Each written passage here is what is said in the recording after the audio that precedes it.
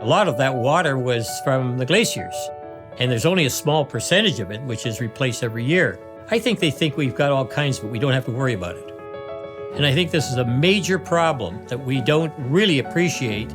So here we are, in a great extent, wasting it by pollution, by taking too much, by damming up rivers, by exposing lakes to all kinds of problems.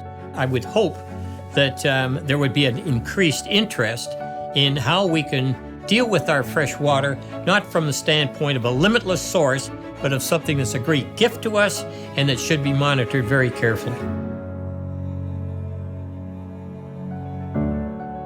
Well, my father had always been a very giving person, and he did a lot with St. Christopher's House at Christmas time and times of that nature. Well, the first gift of any significance was becoming involved with the World Wildlife Fund and their efforts to try and preserve as much of the forest in Canada as possible. I think that, philosophically, it's better to give than to receive, and I really find that that's the case. The other thing is that so many of us have so much. We've been given a lot, and therefore we're expected to give something back.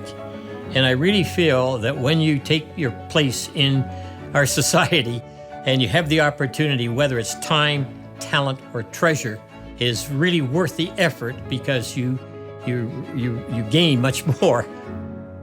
The experimental lake area came to me through an article that I read. And the article indicated how important this organization was up in Northern Ontario at Kenora, and the fact that they were running into financial trouble. And therefore, I thought, well, I really liked what they were trying to do. I didn't know that much about it, but it certainly sounded like a wonderful operation that needed some support. Not that I was able to give them that much, but I gave them what I could at that time, and then decided to make that an annual gift.